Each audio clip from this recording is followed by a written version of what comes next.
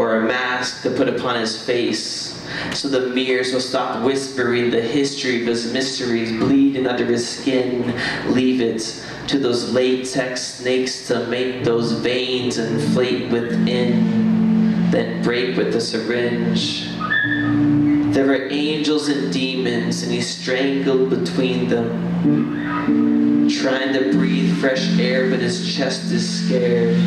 He would rather be this melting bouquet of opiates than that ship's stern breaking that ocean's mist.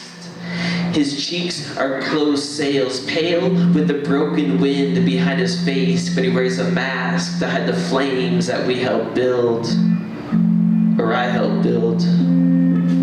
A few years ago, I was that somebody that held the match, even though I could sense that gasoline leaking from his pores, his slippery feet constantly seeking a balance, but I held the match because I was just casually having fun.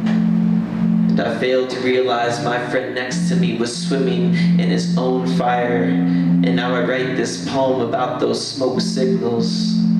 There's a time when we were partners, crusaders. We started using hallucinogens, inducing grins with shrooms, and he had to move to something a little more new to him.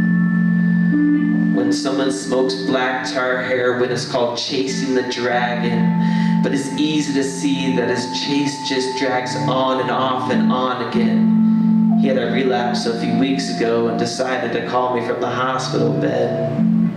He told me his medicine felt like weed, like there was an IV climbing through his IV. I, he, we didn't have much to talk about, but I held the match.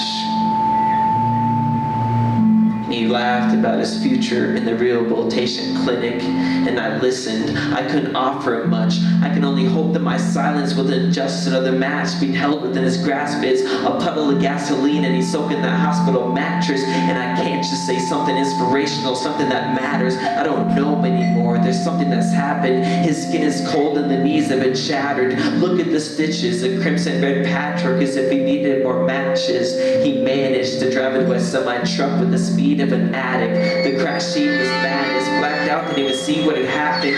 Cross lanes with octane. No one himself can understand it. No one himself can understand this. He's popping all these pills of Oxycontin. He'll stop or vanish. He's got to manage his thoughts of manic obsession, aggression, addiction, and listen to the message that's hidden in his crevice where his mouth is now giving birth to words. Because I hear him talking to himself about change and how he just dreams of being sober again. This is obviously just a battle between him and himself, and we are on the sidelines just hoping that he wins.